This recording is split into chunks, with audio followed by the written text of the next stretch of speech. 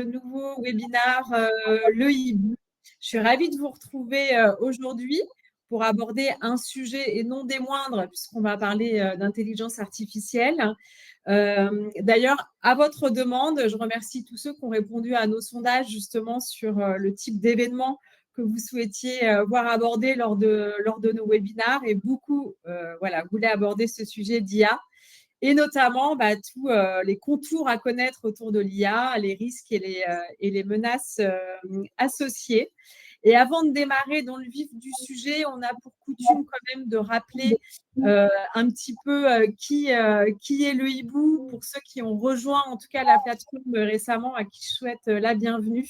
Donc moi, je suis Guénaëlle, je suis la directrice marketing communication chez le hibou.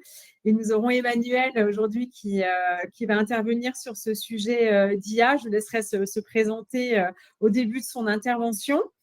Et avant de démarrer sur ce très beau sujet IA, je voulais quand même vous représenter pour ceux qui nous connaissent déjà, le hibou. Donc, on est une plateforme qui propose des missions en freelancing pour tous les professionnels de la tech, de l'innovation, de l'IT. On existe maintenant depuis 9 ans. Vous êtes un peu plus de 100 000 aujourd'hui à avoir rejoint la plateforme Le Hibou en France et aussi au Benelux, puisque on est présent dans différentes villes de France que vous voyez sur cette carte: Paris, Nantes, Bordeaux, Toulouse, Lyon, Marseille, et on est aussi à Bruxelles, et on va ouvrir prochainement d'autres pays européens. Le hibou, c'est toujours une entreprise qui est en forte croissance. On a fait encore presque 50% de croissance en 2024 et on objective toujours de faire une croissance à 2 chiffres cette année. On est le spécialiste, en tout cas, de la mission longue, sachez-le. On travaille beaucoup avec les grands groupes chez qui on est référencé. Et en général, c'est des missions en régie que nous confient ces grands groupes dans tous les domaines de l'IT. Donc, ça peut être sur du développement applicatif, ça peut être sur de l'infra, ça peut être sur des sujets de data, bien sûr sur des sujets cybersécurité qui sont des gros enjeux en ce moment, et évidemment des sujets IA également. Donc justement, la transition est toute faite. Si toutefois vous trouvez une mission IA chez le hibou, Emmanuel, ici présent, que je vais laisser se présenter, va aborder ce fameux sujet des risques liés à l'IA. Donc je vous laisse la parole, Emmanuel. Merci. Donc bonjour à tous. Le sujet aujourd'hui, c'est l'IA, les risques et les menaces. Moi, je suis Emmanuel Béguet, consultant indépendant depuis très longtemps et depuis plus récemment spécialisé dans l'IA. Donc, on va commencer par un certain nombre de rappels sur l'IA générative. Qu'est-ce que c'est? Pour comprendre ensuite quelles sont les menaces associées. Donc l'IA générative, c'est une IA qui produit de l'information, soit qu'elle réponde à des questions comme un chatbot ou qu'elle génère des résumés, par opposition à une IA qui ferait par exemple de la classification. Donc l'architecture de l'IA, c'est très important à comprendre comment fonctionne une IA générative. Les deux éléments essentiels, c'est le LLM proprement dit et le moteur d'inférence devant. Donc ce sont les deux blocs qui sont à droite de la slide là. Le LLM, c'est le fichier de poids, c'est un fichier statique. En fait, c'est une liste de paramètres, c'est une liste de nombres. On peut considérer qu'un fichier de poids, c'est un genre de fichier CSV. Et devant ce fichier de poids, devant ce LLM, il se trouve le moteur d'inférence, qui est le programme qui fait tourner le modèle. Et dans les systèmes open source, le moteur d'inférence, il est générique, c'est-à-dire qu'il peut faire tourner plusieurs LLM différents pourvu qu'ils aient le même format. Alors, devant le moteur d'inférence, il y a d'autres choses. Il y a notamment une API qui permet d'interroger le moteur et puis des programmes d'encapsulation, etc. Mais l'important à retenir, c'est que toute la valeur ajoutée de l'IA, elle est dans le modèle qui est ce fichier statique. Les autres outils sont des programmes plus ou moins sophistiqués, mais ce ne sont pas de l'IA proprement dit. Et les caractéristiques très importantes du LLM, notamment pour les questions de sécurité et de fiabilité, c'est que le LLM, c'est une boîte noire. C'est un fichier qui contient des nombres qui est non éditable et non auditable. Non éditable, ça veut dire qu'on ne peut pas le corriger de façon chirurgicale pour enlever des choses dedans. Et non auditable, ça veut dire qu'en réalité, personne ne sait exactement comment ça marche. Comment on construit un LLM? Il y a deux grandes phases principales pour construire ce fichier de paramètres, la phase de pré-training et la phase de fine-tuning. Pendant la phase de pré-training, on déverse dans le modèle un très grand nombre de données, un très grand volume de données, notamment ce qu'on appelle le Common Crawl, qui est une espèce de photographie d'Internet, et d'autres sources publiques ou moins publiques. Ça donne, cette première phase produit ce qu'on appelle le Foundation Model, et sur ce Foundation Model, on va passer à une phase de fine-tuning qui consiste à régler le modèle. En fait, c'est une phase d'éducation. On va éduquer le modèle, le façonner, corriger son comportement pour lui apprendre à bien répondre. Alors, même si la phase de fine-tuning peut rajouter des informations nouvelles, ce n'est pas son objectif principal. Son objectif principal, c'est de régler le comportement du modèle. Et en particulier, c'est durant cette phase de fine-tuning qu'intervient ce qu'on appelle l'alignement, c'est-à-dire le fait d'apprendre au modèle à accepter certaines demandes ou refuser d'autres demandes, comme le fait de fabriquer des bombes ou de fabriquer de la méthamphétamine, etc. Mais ce qu'il faut savoir, et ce qui est très important, c'est que les modèles n'oublient pas les informations qu'ils ont acquises pendant le pré-training. Ils apprennent simplement pendant la phase de fine-tuning à ne plus partager ces informations. Mais ces informations, elles restent dans le modèle. Et c'est pour ça que le jailbreak, que l'attaque d'évasion est possible. Parce que, voilà, encore une fois, le modèle, il est non auditable et non éditable. Alors, maintenant, la première menace proprement dite, c'est la sécurité des données. Alors, le premier risque lié à l'usage de l'IA, c'est un risque classique de sécurité des données. Quand on interroge un LLM distant, la requête transite par Internet avant d'être traitée, ce qui soulève deux questions de sécurité. Premièrement, une question très classique, un risque classique d'attaque pendant le transit, ce qu'on appelle les attaques man in the middle. L'information part du client et va vers le serveur et elle transite par Internet. Ces données sont donc exposées pendant le transit. Mais bon, l'infrastructure web actuelle est mature et ces risques qui existent, ils ne sont pas plus significatifs pour l'IA que pour d'autres services sécurisés comme la banque en ligne. Donc, on ne va peut-être pas s'y attarder spécialement, mais il faut juste avoir à l'esprit que les données, quand même, transitent et que, comme on a tendance à confier aux IA des données plus sensibles qu'à d'autres services, ces attaques seraient plus intéressantes parce que les données à récupérer sont plus sensibles. Mais la deuxième partie, la plus importante, c'est que les données, une fois qu'elles arrivent de l'autre côté, elles arrivent nécessairement en clair pour être traitées par le LLM. Donc, ces données déchiffrées, elles sont accessibles à deux types d'acteurs. D'une part, le fournisseur du LLM, l'exploitant du LLM, OpenAI, Anthropic, etc. Et puis, l'ensemble de l'infrastructure d'hébergement. Alors, bien sûr, les fournisseurs d'IA affirment ne pas regarder les données des clients et en particulier ne pas les réutiliser pour entraîner leurs futurs modèles, en particulier si les clients sont dans un modèle payant. Mais les promesses, que se passe-t-il? Je ne sais pas. Les promesses n'engagent que ceux qui les reçoivent et historiquement, on peut dire que la parole des GAFAM ne vaut pas extrêmement cher. Et ils ont souvent été pris en flagrant délit de pratiques contraires à leurs engagements, notamment en ce qui concerne l'utilisation de contenus soumis à droit d'auteur. Très récemment, Meta a avoué avoir piraté une très grande source d'ouvrages soumis à droit d'auteur, etc. Et par ailleurs et surtout, même si les fournisseurs étaient absolument dignes de confiance, ce qu'à mon avis, ils ne sont pas, ils sont des fournisseurs américains et en tant que fournisseurs américains, ils sont soumis au Patriot Act et le Patriot Act autorise le gouvernement américain à accéder aux données qu'ils détiennent sans possibilité en plus d'en informer les utilisateurs, puisque en général, les requêtes du gouvernement américain sont associées à des gag orders qui sont une interdiction de communiquer. Donc, voilà, le point, c'est que quand on confie des données à un LLM, on s'expose à ce que ces données fuitent. ce qui a des conséquences pour soi, secret des affaires, secret tout court, mot de passe, etc., mais ce qui a aussi des conséquences du point de vue réglementaire. Donc, si on fait un rapide rappel réglementaire, il y a deux grandes questions. D'une part, la législation IA européenne et d'autre part, le RGPD. Concernant la législation IA européenne, on ne va pas en parler en fait parce qu'elle concerne essentiellement les fabricants et les exploitants de modèles et pas les utilisateurs. Donc, je pense que ce n'est pas le sujet aujourd'hui. Par contre, le RGPD, il concerne tout le monde et en particulier tous les utilisateurs, toutes les entreprises, tous les acteurs qui manipulent des données personnelles.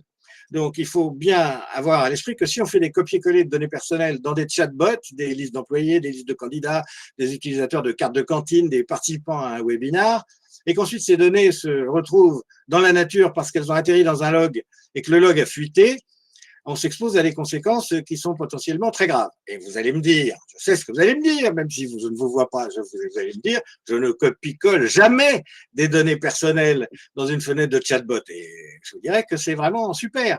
Mais si vous avez installé un plugin IA pour Excel ou comme le recommandent de nombreux influenceurs IA qui arrivent tous les jours sur LinkedIn, ou que vous avez installé une extension de navigateur pour manipuler les feuilles de calcul Google Sheets avec ChatGPT.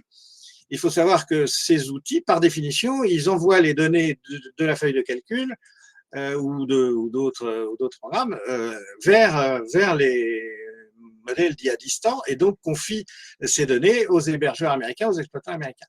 Et donc, ils vous exposent directement si vous les utilisez pendant que vous manipulez des fichiers qui contiennent des données personnelles comme des listes de candidats, des listes d'employés, etc. Donc ça, c'est le premier point, et c'est d'autant plus vrai qu'il y a plus de briques dans la chaîne de valeur. Donc, s'il y a un plugin, s'il y a une espèce de module qui permet d'interroger des tas d'API distantes, s'il y a un encapsuleur ou s'il y a un programme d'aide dans l'IDE que vous utilisez pour coder, tous ces outils sont autant de points de fuite de vos données personnelles et de vos données à vous et des données personnelles que vous pouvez manipuler dans le cadre de votre activité.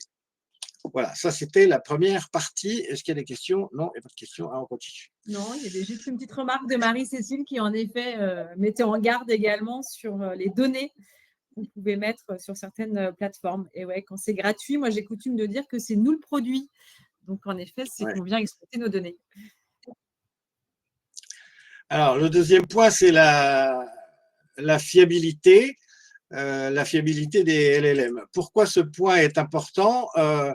Parce que l'être humain est fondamentalement crédule, naïf et crédule. Et je voudrais faire un petit rappel sur ELISA. ELISA, c'était un programme extrêmement simple écrit dans les années 60 et qui simulait un psychothérapeute. Il posait des questions, il attendait des réponses et il enchaînait avec d'autres questions qui étaient issues d'un répertoire assez limité en fait.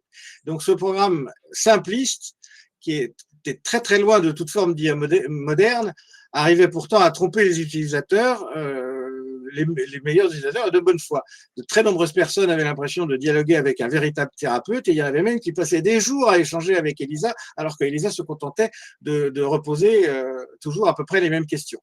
Donc si ce programme simpliste trompait si facilement les utilisateurs, on peut comprendre que les IA actuelles qui sont infiniment plus élaborées sont d'autant plus convaincante et qu'il est même difficile de ne pas croire ce qu'elles disent.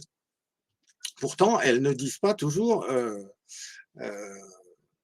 des choses fiables. Ce que je voudrais rappeler, c'est que l'IA générative, c'est une machine faillible et qu'en tant que machine, elle est sujette à trois types notamment de problèmes en matière de fiabilité, les inexactitudes, les biais et les hallucinations. Alors, les inexactitudes, les réponses floues, on ne s'y attarde pas, chacun peut en faire l'expérience. On va parler surtout des biais et des hallucinations. Donc, les biais peuvent être naturels ou artificiels. Un biais naturel, c'est un biais qui se trouve naturellement dans les sources, c'est-à-dire sur Internet, dans le common crawl, par exemple un préjugé raciste, un préjugé social, etc.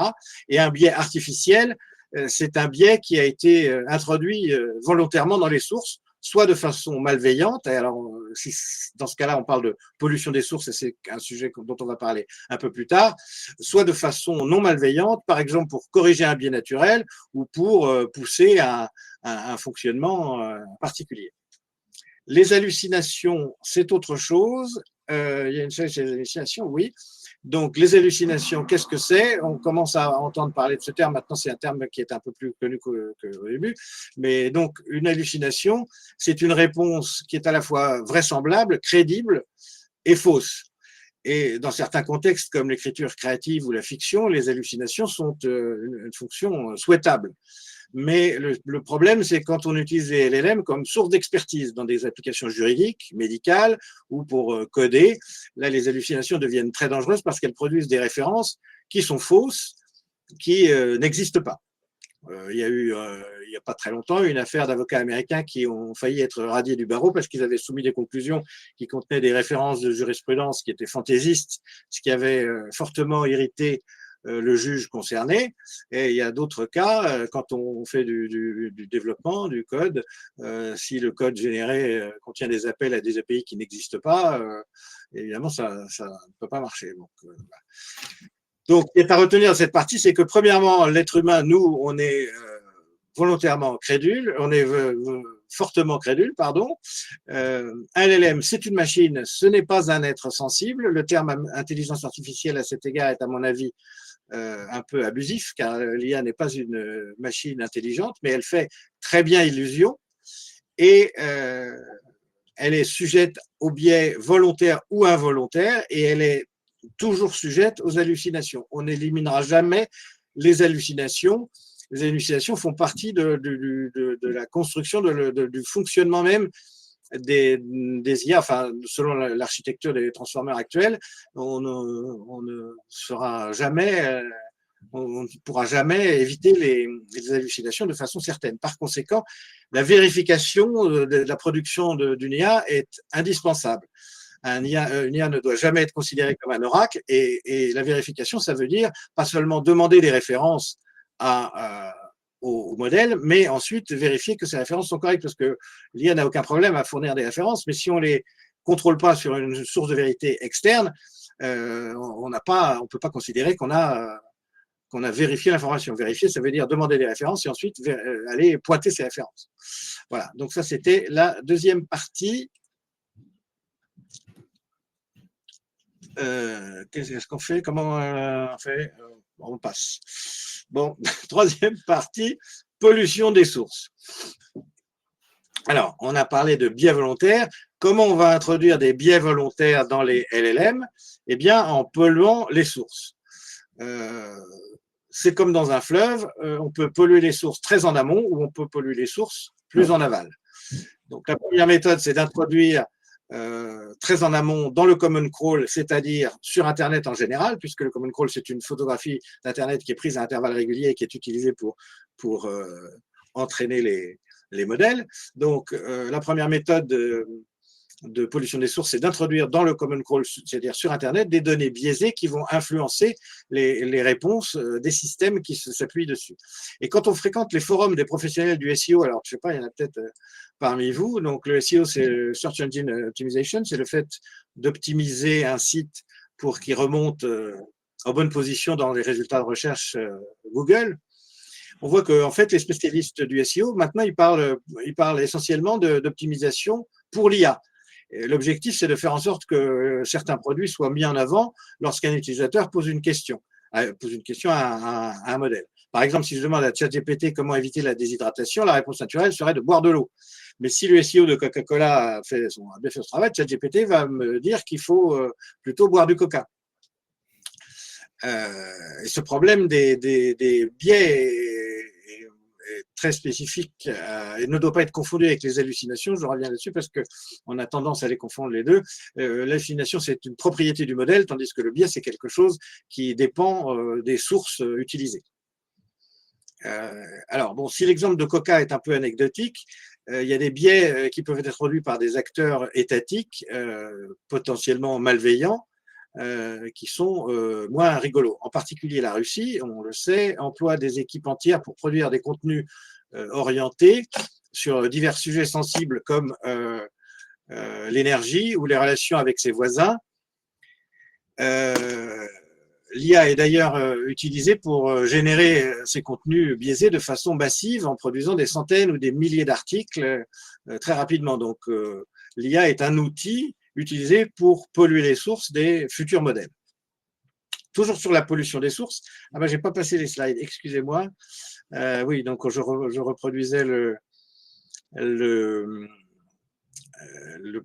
modèle de création du modèle et ce petit résumé.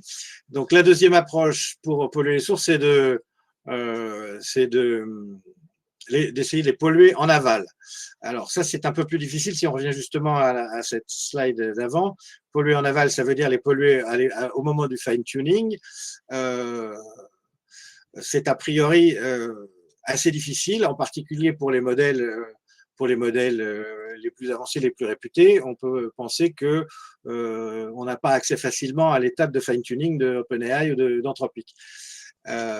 Mais il n'y a pas que, et en particulier quand on parle des modèles open source, qui sont aussi une recommandation pour éviter d'être sous les fourches codines des modèles américains, il faut savoir que quand on utilise un modèle open source, si on ne sait pas d'où il vient, s'il l'a téléchargé sur Hugging Face ou sur une autre source, ou s'il a circulé, on peut avoir affaire à un modèle qui a été altéré délibérément, qui a fait l'objet d'une phase de fine-tuning hostile postérieure et qui donc est compromis en aval. Et pour finir sur ce sujet de la pollution des sources est particulièrement problématique parce qu'encore une fois, les LLM, donc ces fichiers de paramètres, sont non éditables et non auditables. Ce sont des fichiers statiques qu'on ne peut pas corriger directement. On peut seulement les remplacer par un autre fichier, par une autre version du fichier. Ce qui fait que la détection des biais est difficile parce que le fichier n'est pas auditable de façon statique. On ne peut pas regarder ce qu'il y a dedans et comprendre ce qu'il y a dedans. On peut juste surveiller son comportement. Et d'autre part, comme ils ne sont pas éditables, on ne peut pas retirer ponctuellement telle ou telle information dont on voudrait qu'elle ne soit pas présente dans le modèle. Voilà, donc ça c'était la partie pollution des sources.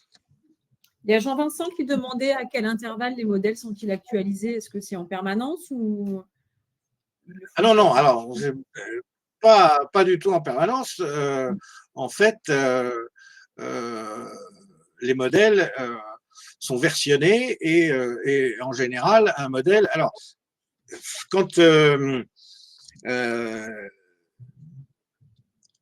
il y a récemment, il y a eu une affaire avec OpenAI, ChatGPT, il y avait un Écossais qui a demandé à ChatGPT de lui parler de lui, et ChatGPT a dit que cette personne avait tué toute sa famille et enfin avait égorgé ses enfants, enfin quelque chose d'absolument abominable, alors que c'était une personne lambda.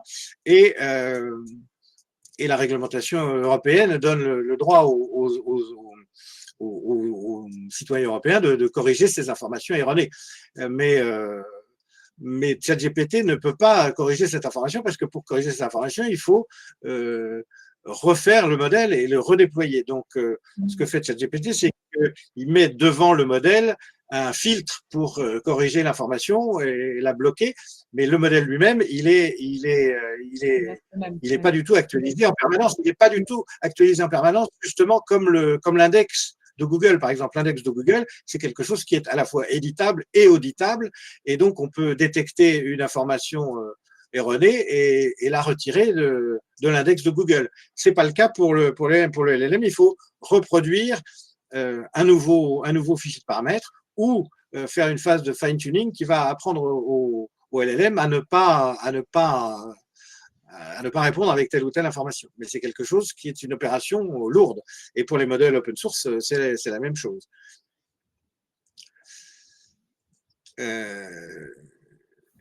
Voilà, je ne sais pas si ça répond à la question. Alors, très important, les LLM sont aussi un outil pour les acteurs malveillants.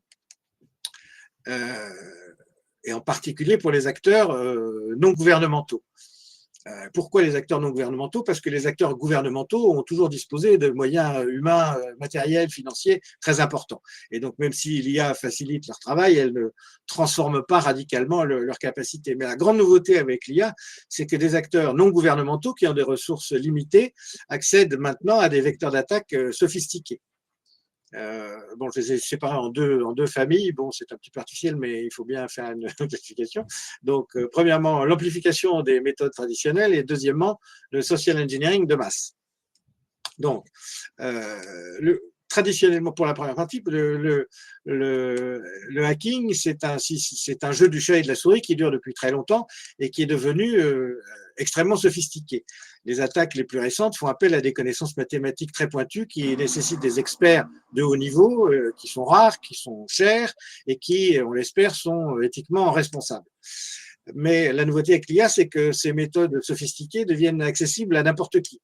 Une petite équipe isolée qui n'a pas la capacité de recruter des doctorants du MIT peut maintenant utiliser l'IA pour pirater des systèmes bancaires ou déchiffrer des communications sécurisées. C'est une très grande nouveauté et ça veut dire que tout le monde devient une cible. C'est-à-dire qu'il ne suffit pas d'être ciblé par une équipe, par la NSA ou par une équipe gouvernementale très puissante pour être à risque. Tout le monde est à risque parce que les outils les plus élaborés sont maintenant à la disposition de tout le monde. Le deuxième point, c'est le social engineering de masse. En fait, pour le social engineering, c'est la même chose. On sait que l'humain, c'est la faille de sécurité principale et traditionnellement, une approche de social engineering demande des ressources très importantes. Il faut choisir la cible, il faut l'étudier, connaître ses habitudes, son historique, ses fréquentations et puis progressivement engager un dialogue manipulateur, etc. pour la compromettre à son insu ou pas. Et étant donné le coût du social engineering traditionnel, les cibles étaient jusqu'à présent très limitées, soit les dirigeants, leurs collaborateurs, leur secrétariat, parfois leur famille. Pour le dire simplement, on ne va pas mettre un James Bond derrière chaque employé d'une grande entreprise parce que ça n'aurait économiquement aucun sens. Mais avec l'IA, ça change parce qu'avec l'IA, on peut pratiquer du social engineering de masse, c'est-à-dire recueillir automatiquement des informations publiques sur un très grand nombre d'individus, créer des robots conversationnels pour interagir avec eux, et y compris s'aider des deepfakes pour simuler de façon crédible un proche, un collaborateur hiérarchique, un collègue, etc.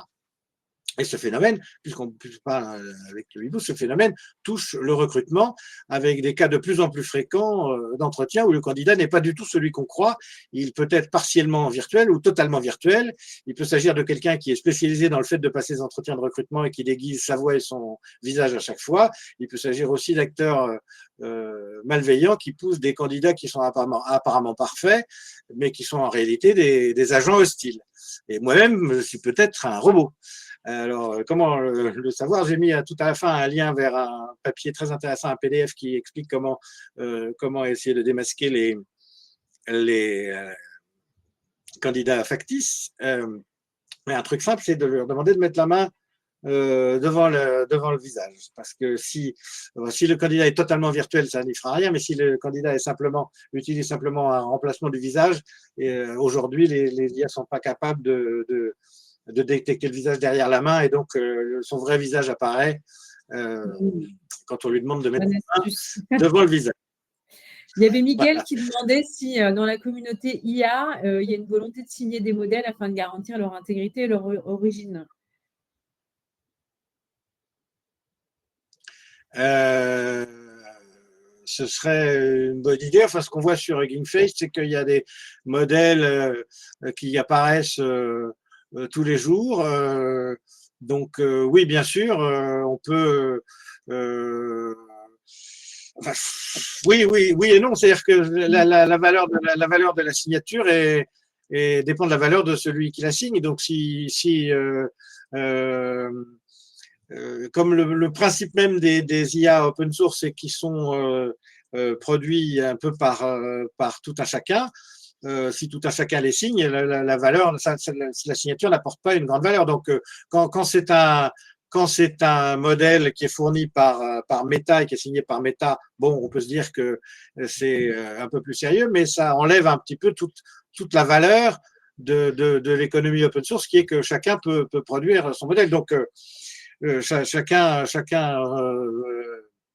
fait comme il peut, mais si vous voulez bénéficier de toutes les innovations open source, vous êtes obligé de prendre des risques et d'utiliser des modèles dont la provenance n'est pas certaine. Et si vous vous limitez à utiliser les modèles sortis de Meta sans intervention ultérieure, c'est pas mal, mais c'est un petit peu limité aussi. Qu'est-ce que je vois d'autre? Ouais, beaucoup de questions autour comment on sécurise voilà, pour l'entreprise, etc. Alors, les modèles disponibles en local, oui, donc c'est ça, c'est ça le point en fait. Hein, c'est que au début, on a parlé de la sécurité des données et des données en transit et des données qui étaient exposées en clair sur les plateformes d'hébergement et par les exploitants de modèles. Une façon de contrer ce risque est d'exploiter un modèle en local. En local, c'est-à-dire on-premise, c'est-à-dire sur site, sur vos propres serveurs. Quand on fait ça, on évite effectivement que les données soient en transit et on évite que les données soient exploitables par des fournisseurs, des exploitants sur lesquels on n'a pas de contrôle, mais on s'expose à utiliser un modèle qui est qui a pu être modifié et qui a pu être pollué en aval par une phase de fine-tuning hostile. Donc voilà. Et comme on ne peut pas auditer les modèles, si on utilise, on va parler à la fin des méthodes des parades, mais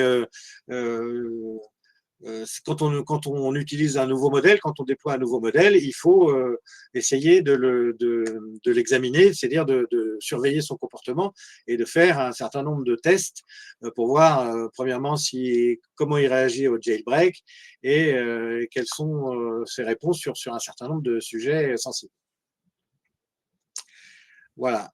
Alors, ensuite, la dernière partie, c'est les métamenaces. Bon, c'est moi qui ai appelé ça métamenaces parce qu'il fallait un titre. Ce n'est pas quelque chose que vous retrouverez dans la littérature, mais je veux parler de trois choses spécifiques, les prompt injection, les agents et les bombes, ce que j'appelle les bombes à retardement.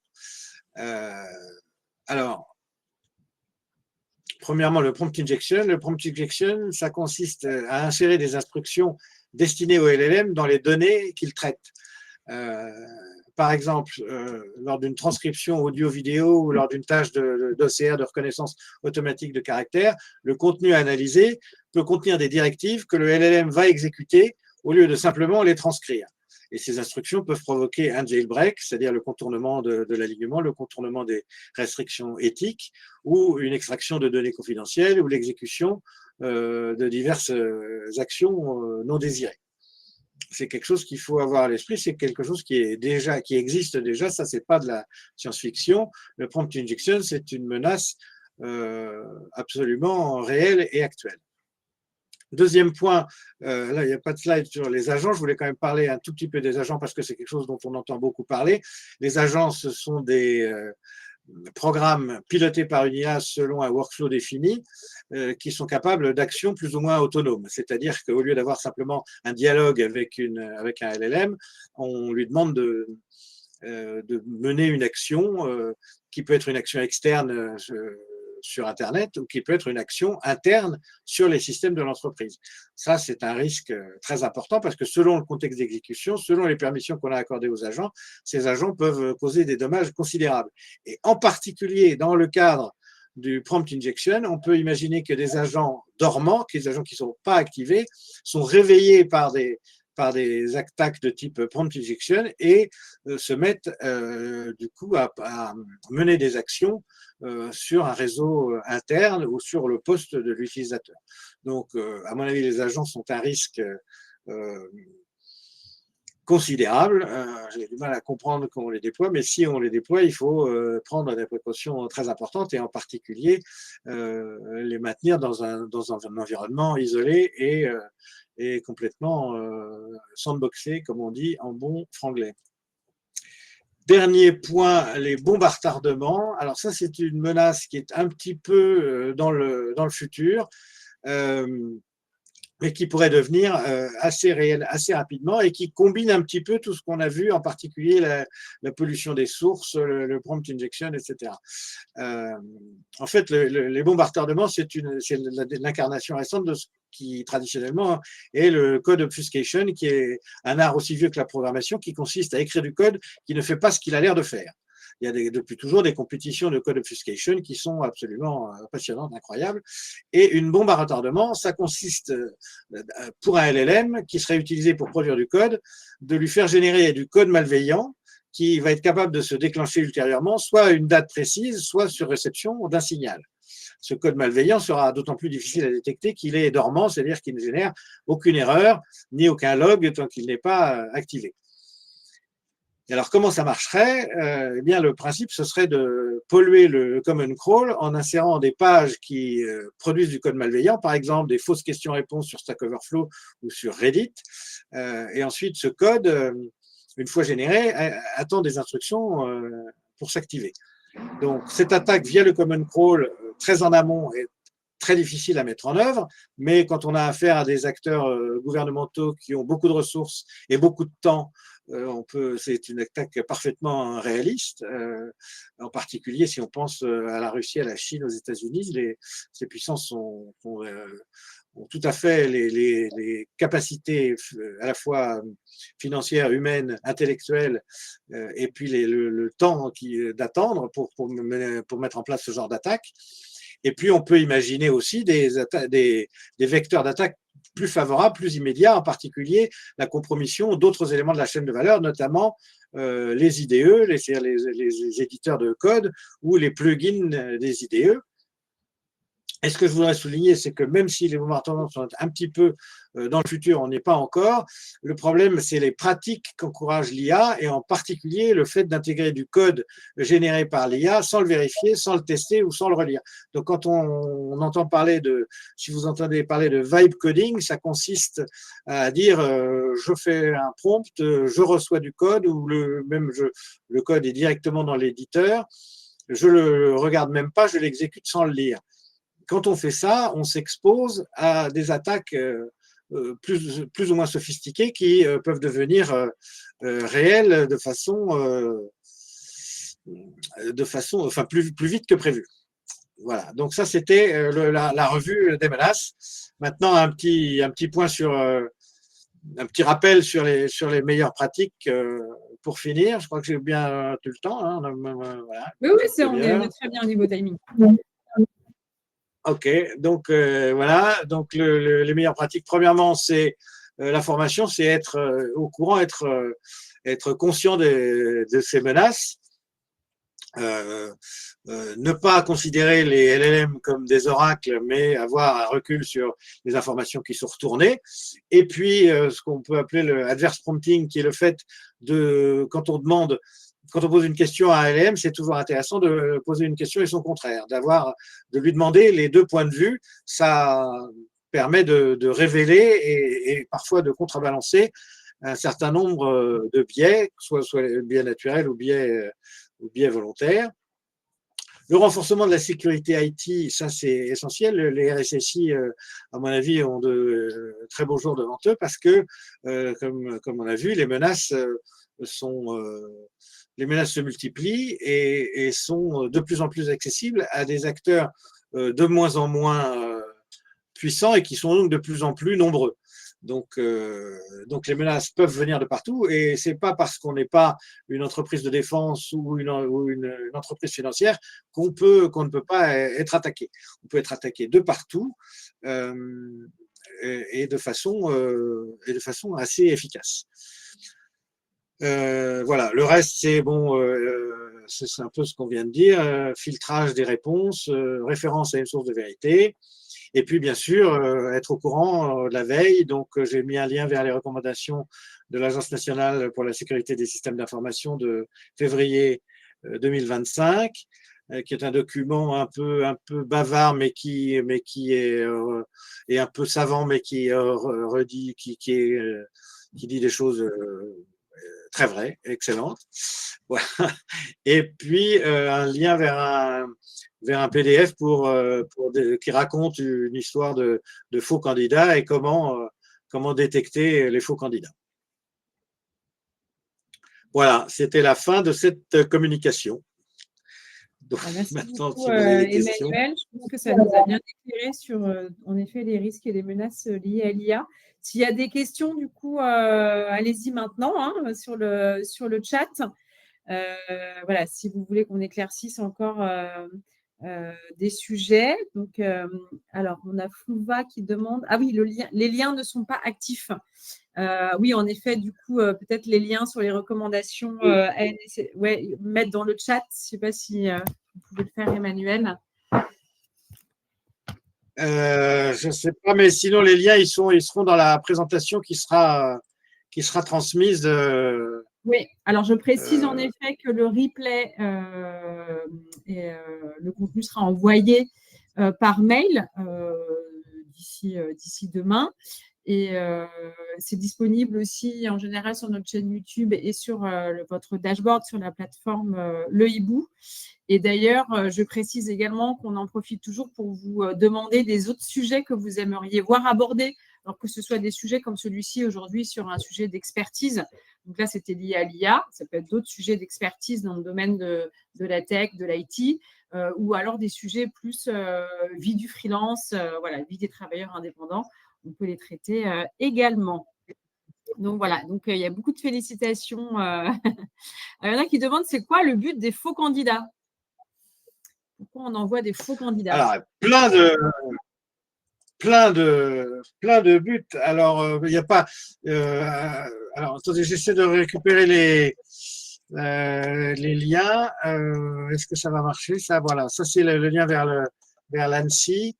Et l'autre vers la protection des faux candidats. Tac.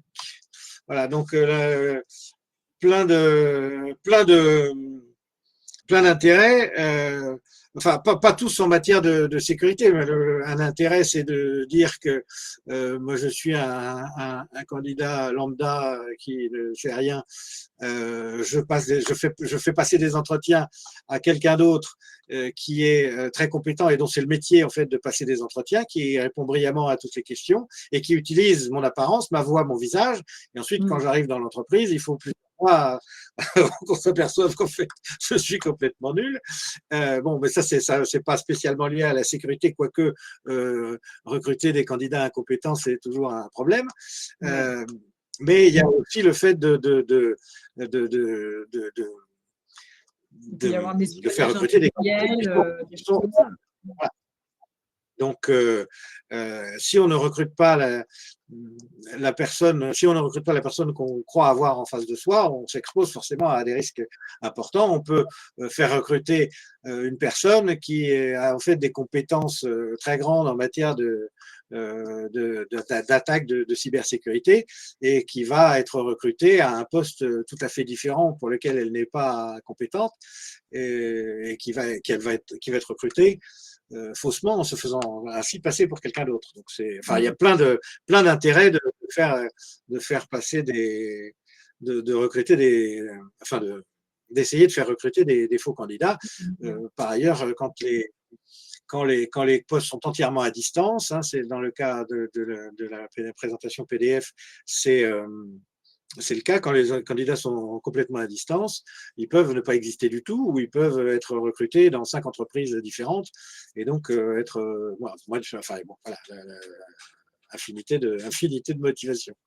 Il y a une question aussi de Jean-Vincent qui demande si, avec un modèle sur site, est-ce qu'on perd le fine-tuning?